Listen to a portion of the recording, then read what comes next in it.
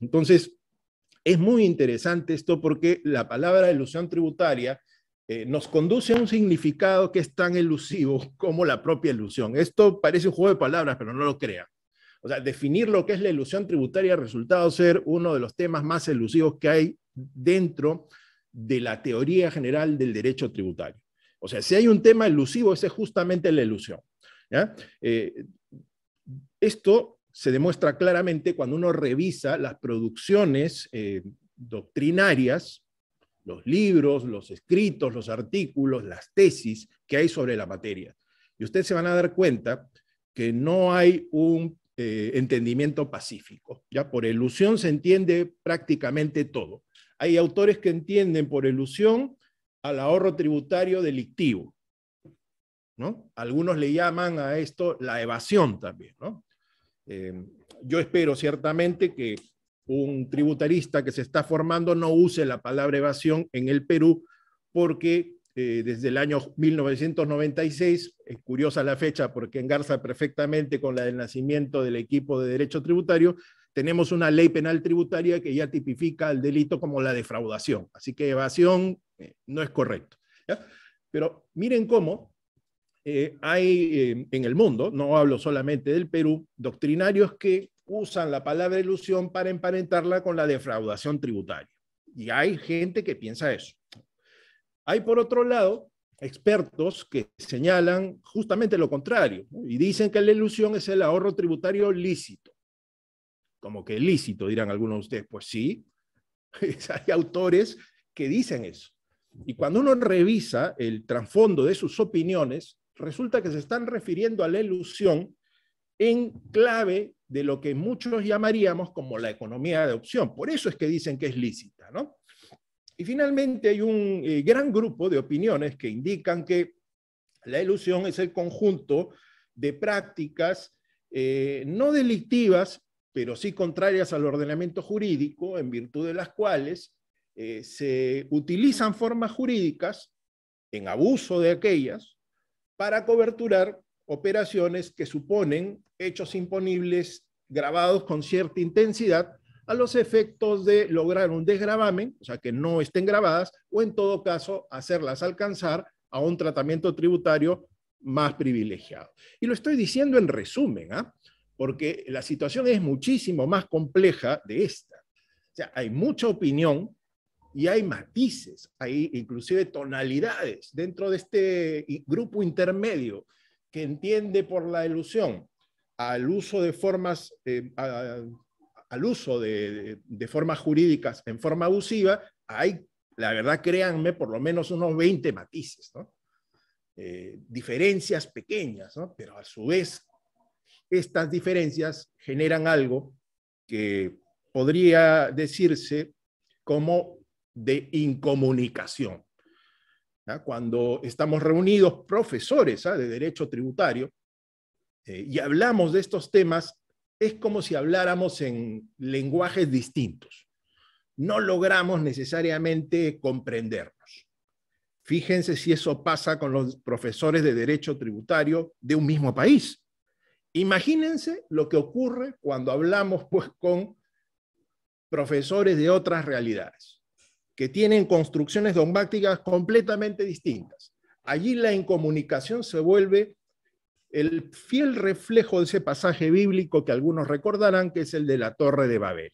Mucha gente intentando comunicar sus ideas y obviamente pocos entendiendo lo que uno está queriendo decir.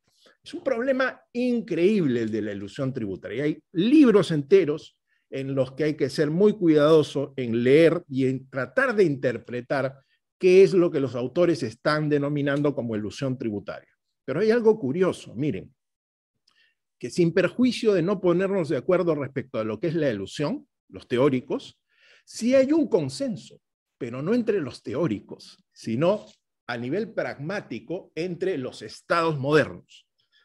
Los estados modernos sí tienen claro que aquello que se percibe brumoso como la ilusión es una práctica que orada de manera contraria al ordenamiento jurídico, en este caso, patrimonio del Estado a través justamente de estas estrategias ciertamente de planificación fiscal, pero implementadas no a través de economías de opción, sino a través de negocios simulados relativamente, negocios indirectos o la estrella de esta categoría, el fraude a la ley. Entonces, ahí sí hay consenso. Y ahí es donde aparece justamente todo este tema de las cláusulas antielusivas, que son fundamentalmente reacciones normativas frente a este fenómeno que los estados perciben como contrario a sus ordenamientos jurídicos. No delictivos, pero tampoco permisivos. No son ahorros tributarios que sean logrados a través de prácticas que los distintos ordenamientos jurídicos del mundo pues pretenden o buscan que los contribuyentes alcancen. Es muy peculiar este efecto, ¿eh? Entonces, el nacimiento de las cláusulas antielusivas tiene justamente esa impronta. Hay que entender también que las cláusulas antielusivas son de dos tipos, ¿ya? Y la mayoría de los países, entre ellos el Perú, tienen esos dos tipos de cláusulas que ahora voy a mencionar. Para comenzar, la cláusula general antielusiva, que es aquella cláusula de tipo abstracto que utiliza algún tipo de construcción. Vamos a ver ahora que hay distintas arquitecturas basadas en distintas teorías sobre las cuales esas cláusulas pueden montarse, ¿ya? Más allá de la teoría y del diseño de la cláusula antielusiva, si esta es general, el propósito que busca es permitir una herramienta, en este caso al acreedor tributario y a su administrador, para que combata este fenómeno que se percibe, nuevamente lo digo, como contrario al ordenamiento jurídico. Yo particularmente creo que hay una ilegalidad, ¿ya? En los actos de elusión hay una ilicitud, para ser más estricto, pero no es una ilicitud penal, sino una ilicitud de tipo civil. Hay autores que no comulgan con lo que yo digo, ¿no? Por ejemplo, mi buen amigo, el profesor César García Novoa, y señalo a alguien porque se me viene a la mente rápidamente, él sostiene que en la elusión no hay ilicitud, que los actos son plenamente lícitos. Sin embargo, el ahorro logrado a través de estos actos sí es objeto de desconsideración por el Estado. Pues justamente eso último me permite a mí concluir que tan lícitos los actos no son. Pero bueno, es una discusión que en materia académica no es más que un pequeño grano en la tremenda arena de discusiones que hay sobre estos temas. Bien, estas son la cláusula general, ¿no? Que tiene distintas etiologías. No es que todas son iguales, como ahora vamos a ver en un rápido pantallazo. Y luego tenemos las cláusulas antielusivas de tipo específico. A esas me voy a referir muy rápidamente, ¿no? Las específicas son cláusulas que podríamos llamar hechas a la medida o tailor-made, si usamos el inglés, ¿no? Este tipo de cláusulas tienen una virtud, pero también tienen problemas. La virtud es que son muy concretas, ¿no? Y sirven para que el Estado ataje, ¿ya?, ciertas prácticas que percibe, que ya se conocen básicamente como elusiones específicas, generando una respuesta rápida, ¿no? Con lo cual, un desincentivo concreto al uso de este tipo de planificación elusiva. ¿Ok? Esas son las cláusulas antielusivas específicas, y en la ley del impuesto a la renta peruana tenemos pues una constelación, ¿no? El artículo 10, por ejemplo, contiene una, que es la cláusula de la transferencia indirecta de acciones de una compañía peruana. Tienen ustedes la del artículo 32, el valor de mercado, y la fijación de un valor presunto. Tienen ustedes el 32-A, que es la regla de precio de transferencia, entre muchas otras más, ¿no? El artículo 106 de la ley del impuesto a la renta, que prohíbe que una empresa que absorbe a otra use las pérdidas del absorbente, ¿no? Digo rápidos ejemplos para que se entienda. Entonces, estas son las cláusulas antielusivas específicas. Entonces, estas conviven con la general. No es que una es la negación de la otra, ¿no? Son dos herramientas con objetivos distintos y que son eficientes que coexistan. El defecto que tienen las cláusulas antielusivas específicas es que, al ser tan específicas, es muy fácil contornearlas, ¿no?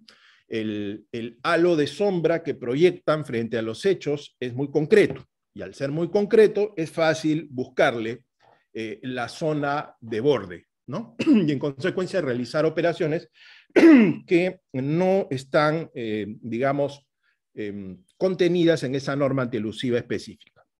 Y es ahí donde la norma antielusiva general se activa, pues, ¿no?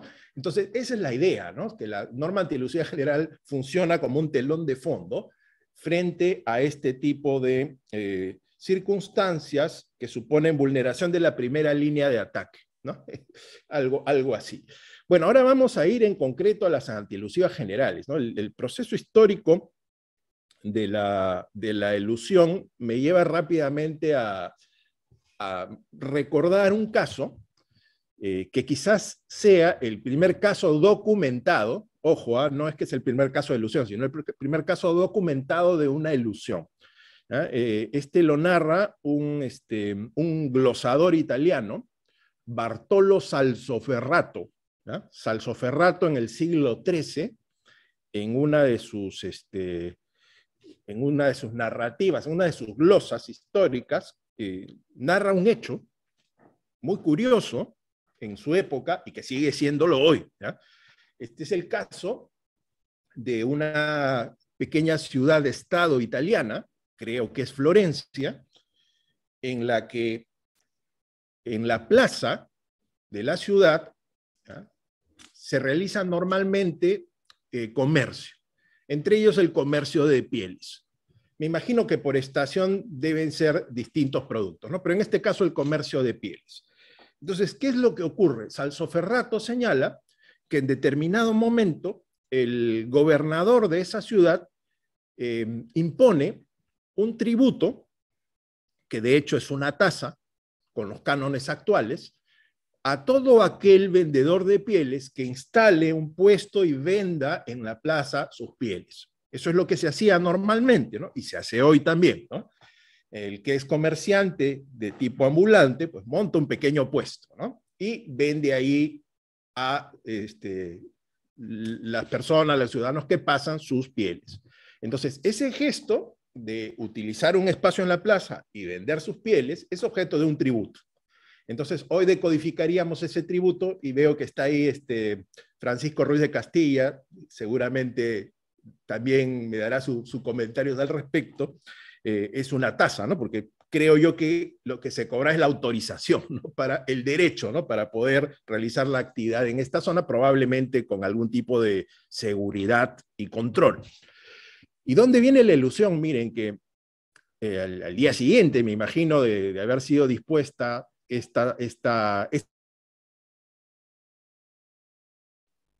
inmediatamente se activa pues esa especie de comportamiento muy natural del ser humano de intentar eludir la aplicación de las normas, ¿no?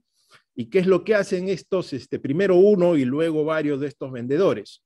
Comienzan a vender sus pieles pero caminando, o sea, cuelgan las pieles en los brazos y van caminando, ¿no? Y van vendiendo caminando. Entonces, cuando los funcionarios de esta administración tributaria advierten esto, dicen, oigan, ¿qué están haciendo? Nosotros estamos vendiendo las pieles pero caminando. Ustedes tienen que pagar la tasa. No, la tasa es aplicable si yo pongo un puesto. Yo no tengo un puesto, yo voy caminando. Entonces, este es un gesto claramente que denota pues una picardía, sin duda alguna, ¿no? Que es, en el fondo, lo que vamos a encontrar, este intento pues de mostrar una operación distinta o contornear una norma que pretende un gravamen específico a los efectos de evitar el pago del tributo, ¿no? Señalando, mostrando una operación de su supuesto cariz distinto. Salsoferrato muestra eso y evidentemente creo yo que ese es un caso de definitivamente ilusión, ¿no? Bueno, la ilusión, esto básicamente lo mencionaba, pues ha ido acompañando a la tributación en toda su historia. No voy a entrar en más detalles históricos, que hay varios. ¿Ya? Lo que quiero ir más bien es a mostrarles el cómo ha iniciado el combate a la elusión tributaria a través de cláusulas. Y esto se dice muy poco, chicos, ¿ah? Se dice muy poco inclusive en las propias clases, en las propias aulas universitarias. Se habla de la norma 16, pero hay que pensar un poco en cómo nacen las normas antielusivas realmente, ¿no? Lo primero que hay que tener en cuenta es que si nosotros aislamos a los dos más grandes ordenamientos jurídicos, o sistemas jurídicos que hay en el mundo, uno el romano-germánico y el otro el anglosajón o el del common law, como se le denomina, vamos a encontrar que ambos sistemas tienen gestación distinta,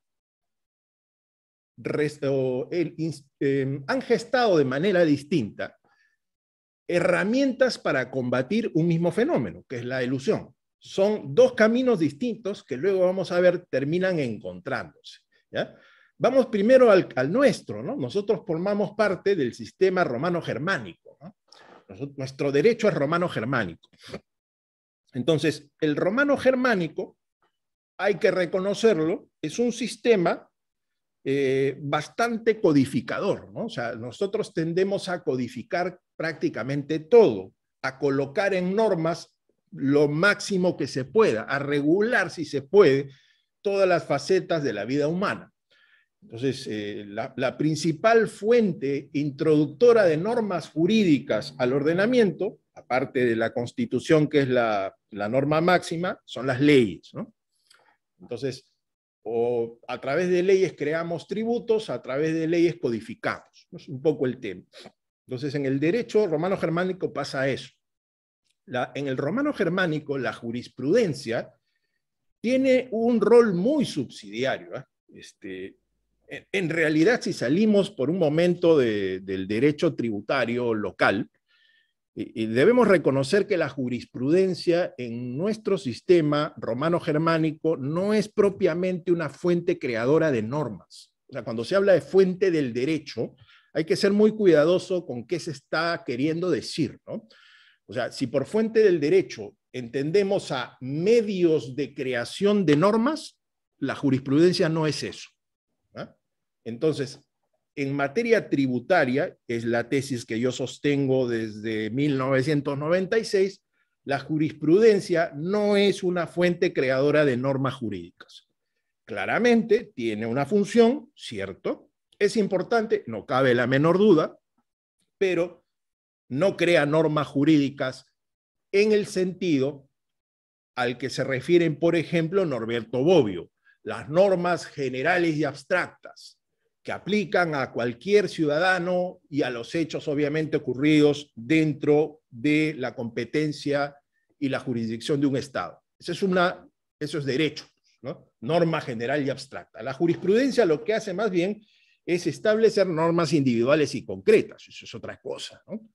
La resolución a situaciones puntuales, perfecto, eso sí, pero eso no es pues derecho en el entendido de aplicable a todas las situaciones. Más bien, ¿no? Lo que pasa con una sentencia, por ejemplo, es que el juez aplica la norma general abstracta a la solución de un caso concreto.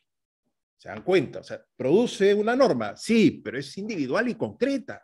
No es que produce una norma aplicable a todos los ciudadanos, ¿no? Ese no es el rasgo del sistema romano-germánico. Ese es el rasgo más bien del sistema anglosajón, como luego lo vamos a ver.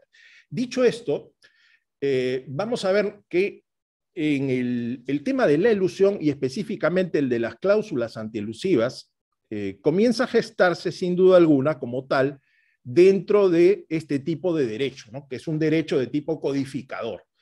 Entonces, el primer país en tener en nuestro sistema, ¿no?, una cláusula antielusiva general es Alemania, ¿ya? Alemania, a través de la ordenanza de 1919, que es obviamente el reflejo de nuestra codificación, que es, para los alemanes en su momento era lo que hoy sería nuestro código tributario, se establece pues por primera vez una cláusula antielusiva general.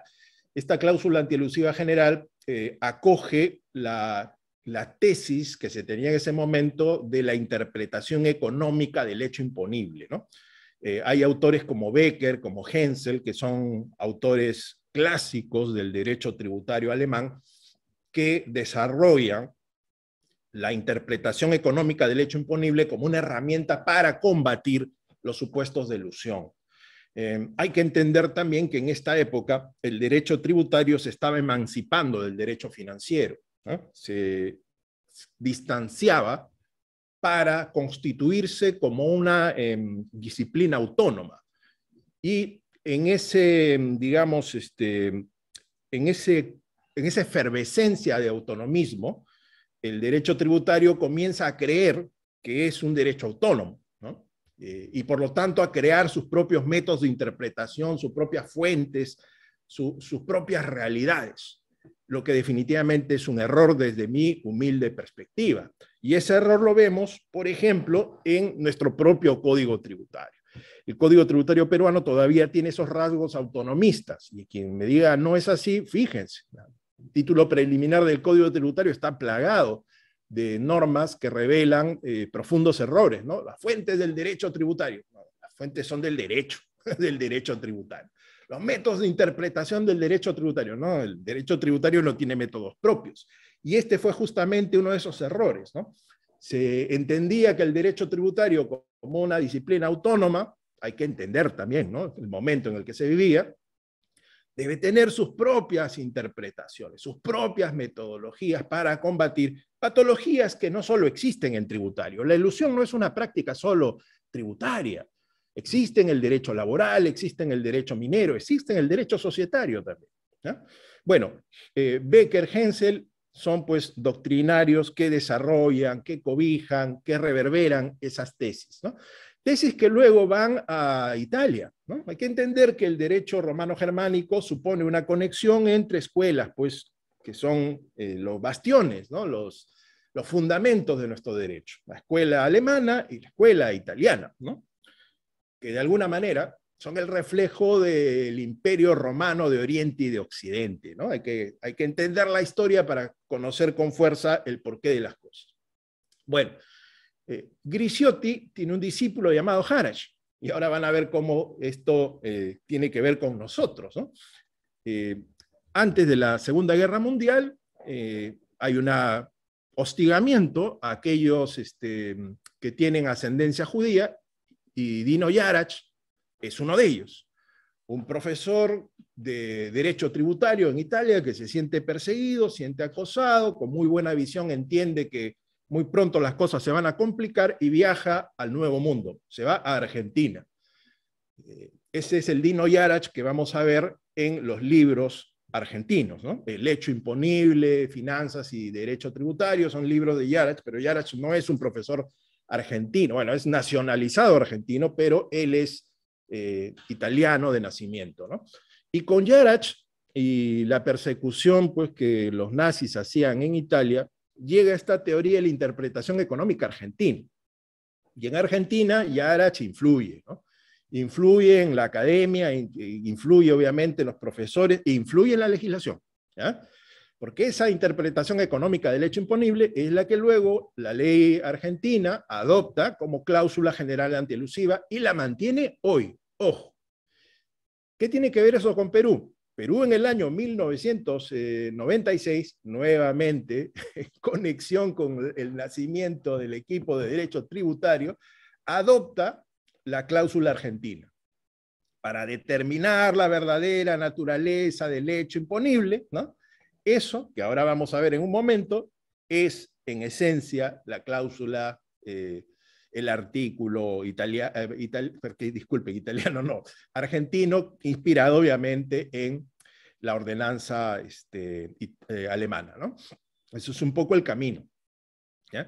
Pero esa interpretación económica pues tiene problemas, ¿no? Y dicho sea paso, como en el derecho en general, nada permanece sin cambio, ¿no? Porque en realidad el derecho, a través de su estudio, pues es sin duda alguna materia de permanente cambio.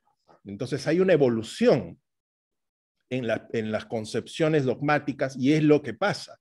En España, por ejemplo, en la década de los 70 ya se da un paso adelante y se deja esta interpretación económica del hecho imponible por un conjunto, pues son varias, de tesis que pueden ser subsumidas en una gran tendencia a considerar que la elusión debe ser atacada por la vía de la recalificación de los negocios jurídicos anómalos, como lo coloco ahí. Acá estoy sintetizando algo que es mucho más complejo, ¿no? Porque aquí hay reales peleas también, ¿no? Hay algunos que dicen que el fraude a la ley sirve para combatir solamente el fraude a la ley, que el fraude a la ley es distinto a la simulación relativa, que la calificación no es una forma de combatir el fraude a la ley. Hay discusiones que ustedes no se imaginan, pero ¿saben qué? En lo que hay ahí una evolución, que luego han seguido países como Perú, como Chile, como Colombia, como el propio Brasil, es que la interpretación económica adolece pues de un gran error, ¿no? Porque el hecho imponible no debe ser analizado únicamente desde la perspectiva económica. Bueno, esto básicamente me sirve a mí de ingreso y esa es la situación básicamente actual, ¿no? O sea, la de considerar que el derecho tributario forma parte en general del derecho y que se pueden hacer uso de categorías jurídicas como el fraude a la ley y la simulación, ¿no? O sea, ya es una vuelta, una reintroducción del derecho tributario pues, a lo que son las disciplinas jurídicas en general, ¿no? Una vuelta a casa, ¿no? Bueno, ¿y qué pasó mientras tanto en el derecho anglosajón? El derecho anglosajón desarrolló el tema antielusivo mucho antes, ¿eh? Ojo, ¿eh? Y esto tiene una lógica, ¿no? Porque tanto Norteamérica como Inglaterra pues, son potencias económicas desde hace mucho tiempo antes que nosotros, ¿no?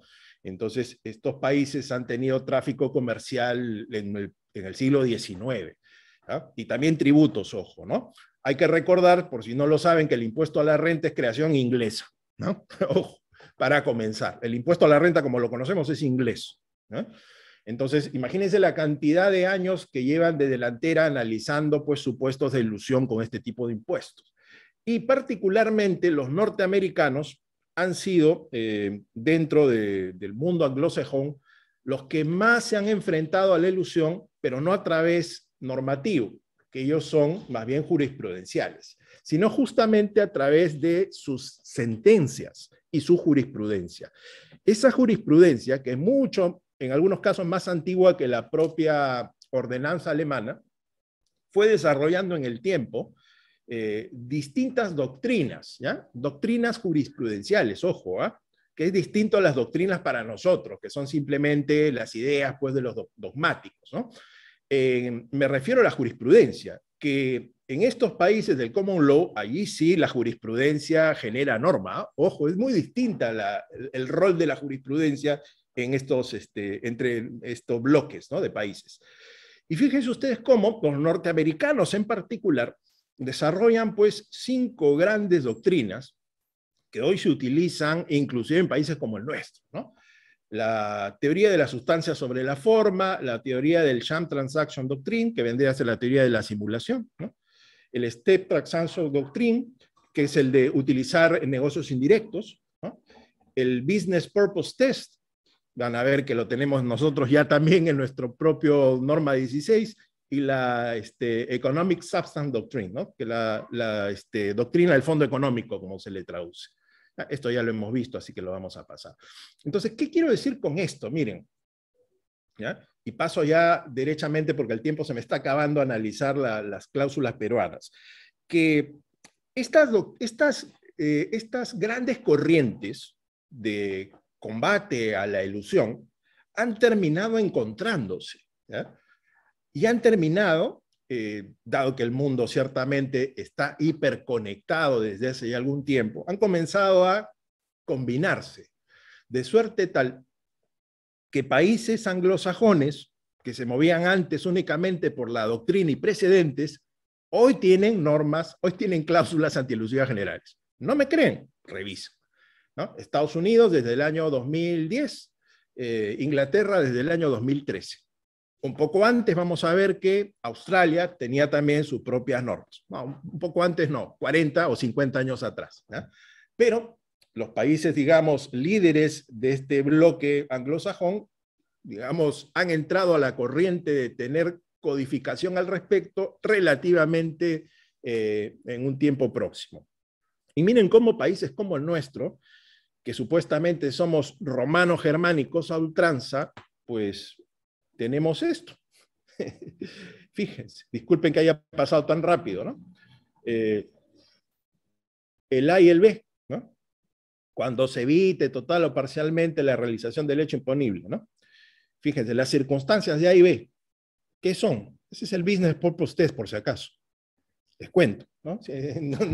Alguien me dirá, ¿es la norma española? Sí, claro, el artículo 15 de la norma española, no tengo la menor duda, inspirada en la doctrina del business purpose test. ¿Ok? Entonces, ¿cómo comienzan a imbricarse las distintas corrientes, ¿no? Y comienzan a generarse nuevas formas de reacción en clara cooperación, lo que es muy positivo, para hacer frente a esta patología. Miren, vamos a revisar rápidamente para entrar a la norma 16, la que teníamos antes.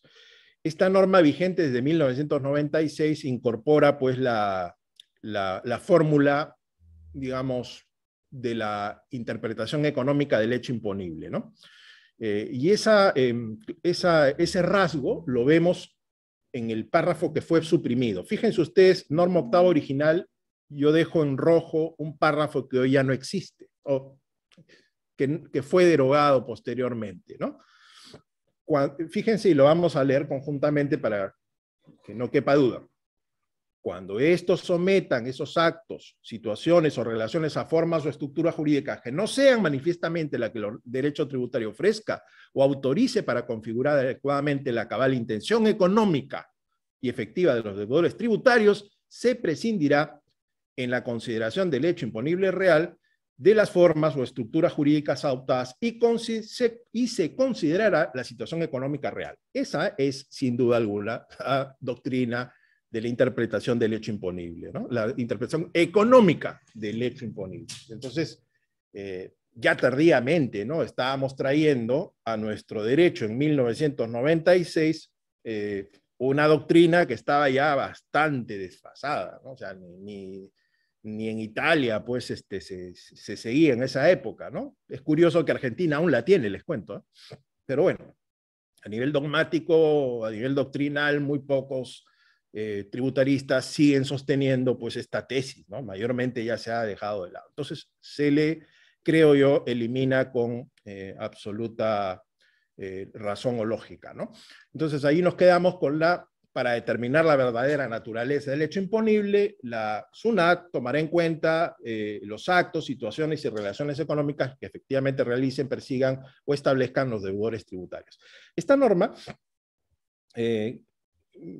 si bien a mí me parece que funciona perfectamente para el combate contra fraude y contra la simulación relativa, que son las dos modalidades de elusión tributaria, para un sector importante de la academia peruana y para el Tribunal Fiscal también, solamente permitía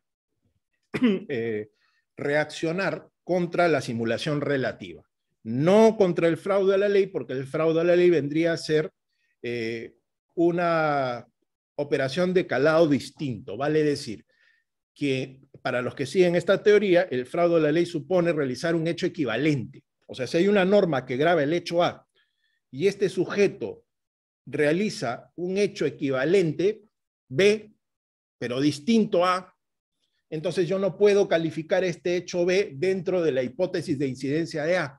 No puedo, porque es un hecho distinto. Equivalente, sí, pero distinto. Entonces, para poder alcanzarlo, habría que extender por analogía los alcances de la norma A. Y como la analogía está prohibida por el mandato constitucional de la reserva de ley, entonces se entendía que esta norma no servía contra el fraude a la ley. Yo creo que es un error increíble, ¿no? Porque el fraude a la ley no supone realizar un hecho equivalente, ¿no? El fraude a la ley supone cubrir un hecho real, que sigue siendo el mismo que la ley defraudada grava, con una forma jurídica que no le corresponde al hecho realizado. Aquí no hay hechos equivalentes. Yo participo de la tesis que sigue, por ejemplo, en España el profesor Palau Taboada, y discrepo de las tesis que siguen otros profesores que señalan la tesis del hecho equivalente. Bueno, eso genera una preocupación del Estado, porque si el Estado peruano no tiene una norma que le permita a su administración tributaria combatir el fraude a la ley, hay que hacer algo, ¿no? Y crean esta norma, la norma 16. Esta norma 16, vigente desde el año 2012, es una reacción a lo que yo creo es un falso problema, ¿no? Permitir en este caso que el Estado pueda combatir contra el fraude a la ley y adicionalmente, obviamente, contra la simulación relativa. Yo creo que con la norma anterior se podía, pero el Estado cree que es necesario modificar la norma. Vamos a ver, ¿qué se hizo? Norma 16. ¿Ya? La norma 16, lo primero que hizo, para que vean que no estaba tan mal aparentemente, es hace suyo el párrafo que está derogando de la norma octava. O sea, deroga el segundo párrafo de la norma octava, pero hace suyo inmediatamente ese párrafo como primero de la norma 16. Y no le cambia una coma. Y eso quiere decir que ese párrafo realmente estaba bien construido, ¿no? Cosa que yo creo que es así, ¿ya? Ahora, luego le añade, pues, un poco cosecha propia, es lo del segundo párrafo, que dice que en los casos en los que se detecta ilusión, problema en el que se mete ahí el Estado, ¿qué es la ilusión? Ya les estoy diciendo que ese es un lío terrible. Bueno, cuando se sepa qué es ilusión, SUNAT, ¿qué hará? Se encuentra facultada pues a exigir los pagos omitidos, ¿no? Voy a ponerlo ahí en síntesis, ¿ya? Eso es lo que dice ese segundo párrafo en resumen. El tercer párrafo es el copy-paste de la norma española, ¿ya? A alguien le gustó la norma española y dijo, bueno, cuando copiemos, pues, ¿no? Cuando se evite total o parcialmente la realización del hecho imponible o se reduzca la base, bla, bla, bla, bla, ¿no? Cuando se evite total o parcialmente la realización del hecho imponible, esa es la parte medular importante, mediante actos respecto de los cuales se presenten concurrentemente las siguientes circunstancias, la SUNAT aplicará la norma que hubiera correspondido a los actos usuales o propios, ¿ya? O sea, básicamente esta es la norma que se construye para permitirle al Estado peruano luchar contra el fraude a la ley. Contra la simulación ya se sabe que se puede con el primer párrafo. Entonces, aquí los españoles, de los cuales nosotros hemos copiado esta norma, tomaron la teoría del Business Purpose Test. De alguna manera es eso. Este test lo que busca básicamente es que existan dos elementos concurrentes, ¿no? Uno en el que se advierta que hay una clara artificiosidad o impropiedad en el negocio jurídico que se está utilizando, ¿no? Lo que demuestra claramente una patología. Y número dos, un test económico en el que se compare el negocio eludido y el negocio declarado, ¿no? El negocio que uno declara y el negocio que la administración tributaria entiende o cree que debió haberse realizado, o es el real, ¿no? Entonces, al comparar los efectos económicos y jurídicos de ambos, ¿no? Y quitándole el tema económico, el tema tributario, disculpen, si los efectos son iguales, queda claro que la razón por la cual el negocio se llevó a cabo, ¿no? La razón, el Business Purpose Test, la razón del negocio fue únicamente la tributaria y por lo tanto eso deja en clara evidencia, esa es la salida, la fórmula que tiene pues el derecho anglosajón, de considerar que ese es un negocio en elusión, ¿no? El fraude a la ley efectivamente podría ser combatido de esta manera. Entonces, como yo estoy frente a alumnos y creo que ya se me está acabando el tiempo, voy a tratar de ser muy rápido. Yo los invito a tener en cuenta algo. Miren, la expresión hecho imponible, ¿ya? Fíjense ustedes, hecho imponible del primer párrafo y el hecho imponible del tercero. Yo particularmente les adelanto, son cosas distintas, ¿ah? El hecho imponible del primer párrafo, que es, digamos, cosecha argentina, es el hecho realmente realizado, ¿ya? Hecho imponible en estas latitudes le llamamos al hecho realmente realizado, que es gravable, ¿no? Ese es el hecho imponible. Mientras que los españoles no se refieren a hecho imponible de esa manera. Y no lo digo por la doctrina, Lean el artículo 20 de la Ley General Tributaria Española y ahí está definido hecho imponible. ¿Y qué creen que dice? Hecho imponible es el supuesto normativo, el supuesto de afectación, o sea, la hipótesis de incidencia. ¿Se dan cuenta? Son dos cosas distintas. Quien hizo esta traspolación, este copy-paste, debió ser más cuidadoso, ¿eh? Porque cuando se evite total o parcialmente la realización del hecho imponible, para un español, la lectura es cuando se evite la realización de la norma, o sea, del supuesto que la norma pretende gravar. Claro, lo que está tratando de hacer digamos, el legislador español es crear un mecanismo contra el intento de evitación de la norma, que eso es lo que busca el fraude a la ley, ¿no? No del hecho en concreto, ¿no? Bueno, aquí hay muchísimo seguramente que comentar, pero por el tema de tiempo quiero ir ya a los temas finales para completar mi exposición. Miren, mucho se ha dicho que esta cláusula, esta norma 16 estuvo suspendida. Y se lo he escuchado a colegas, a decir, no, estuvo suspendida desde el año 2014 hasta el 2019, que se fijaron los parámetros de fondo y forma. No, la norma no ha estado suspendida. Y leamos lo que dice el artículo 8 de la ley 30230, publicada el 12 de julio del año 2014. Se suspende la facultad de SUNAT para aplicar la norma. Alguien me dice, ya está, pues se suspende la norma. No, la norma no se suspende. ¿Cómo que se suspende la norma? La norma está plenamente vigente desde el año 2012 hasta ahora, sin solución de continuidad. Lo que se ha suspendido es, si se dan cuenta, la facultad de SUNAT de aplicarla. O sea, se le impide a SUNAT aplicar una norma que está vigente. Es así de simple. No es que la norma ha estado suspendida. ¿Y qué efectos prácticos tiene esto? Muchos importantes, ¿eh? Porque una vez que a través de este decreto supremo, el 145/2019, se aprueban los esperados parámetros de fondo y forma, abro un paréntesis rápido, ¿por qué se demoraron tantos años? Es inaceptable esto. Cierro. ¿Ah?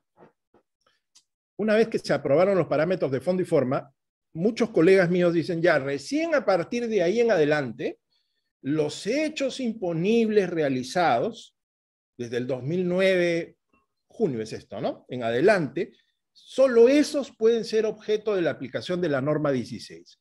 Vale decir, si en el año 2022 SUNAT fiscaliza el ejercicio 2018, miren, ¿eh? O sea, hoy, el 2018, y encuentran una operación artificiosa o impropia en el cual hay rasgos pues de que la razón de negocio fue solamente tributaria, estos colegas dicen, allí no se podría aplicar la norma 16. ¿Por qué? Porque eso ocurrió antes de que se diera este decreto supremo y cuando la norma 16 estaba suspendida. Error, no es así. La norma no estaba suspendida. Lo que ocurría es que SUNAT no podía aplicarla, pero hoy, 2022, sí puede aplicarla. ¿Y qué está haciendo? Un procedimiento, ¿no?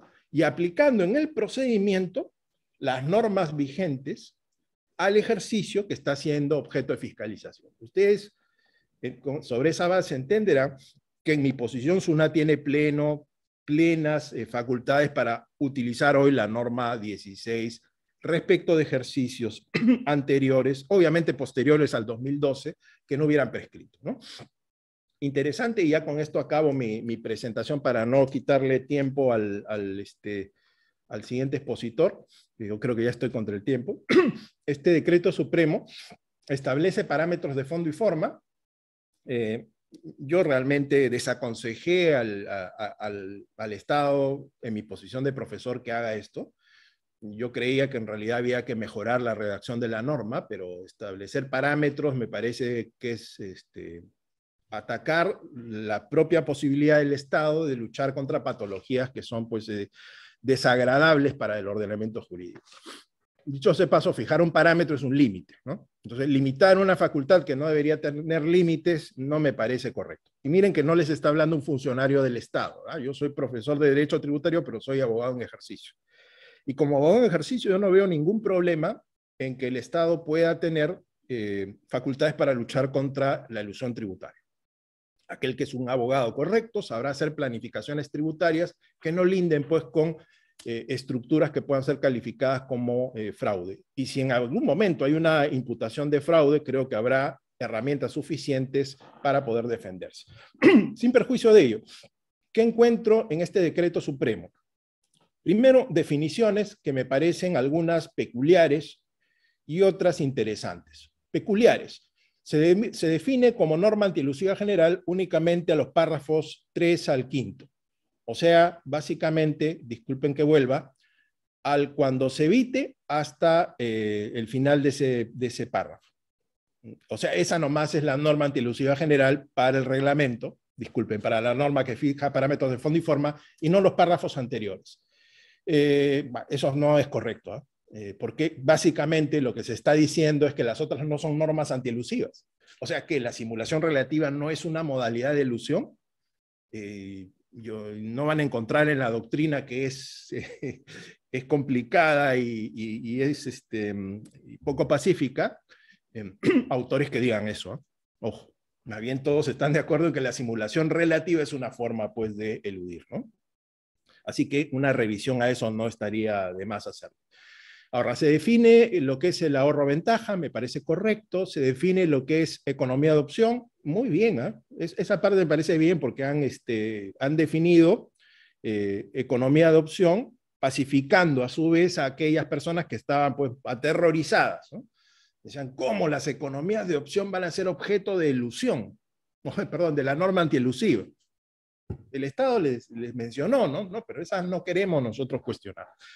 Bueno, ya les están diciendo, si has hecho una economía de opción, o si has realizado una economía de opción y has ahorrado, no tienes un problema. Fantástico. Y cuando leo los parámetros de fondo y forma, sobre todo los de fondo, me encuentro con, digamos, una noticia tranquilizadora. Porque no han colocado parámetros, porque parámetros son límites. Lo que han hecho, y me parece muy bien, ¿ya?, han simplemente descrito situaciones enunciativas en las que se podría considerar la aplicación de la norma antielusiva general. O sea, esto de acá no enmarca, no obliga al auditor tributario, simplemente le da referencia. Y en el artículo 7, donde hay más parámetros de fondo, se le dan algunas consideraciones o pistas que el auditor debe tener en cuenta a los efectos de ver si aplica o no aplica el Business Purpose Test. Y concluyo con esto, hay que dejar de estar copiando las normas extranjeras, ¿ya? Porque al copiar y no leer bien podemos cometer errores serios. Unos dirán, ¿y a qué se refiere ahora Bravo Cucci? Me refiero a que este artículo 7 es también una copia.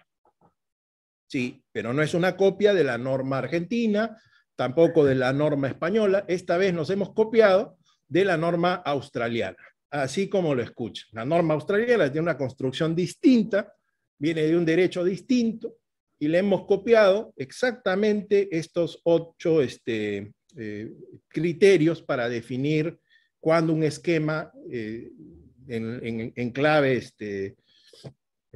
australiana es elusión o no. Entonces debemos ser muy cuidadosos. Yo creo que debemos confiar más en nuestro potencial. Nosotros tenemos camadas de tributaristas jóvenes, muchos de ellos, yo no tengo la menor duda, están escuchando estas conferencias y van a poder efectivamente tomar las riendas de la tributación futura de nuestro país, ¿no? A los efectos de dejar de estar copiando y comenzar a confiar más en nuestros propios conocimientos y en nuestra propia potencialidad. Les agradezco muchísimo la atención prestada. Muchas gracias.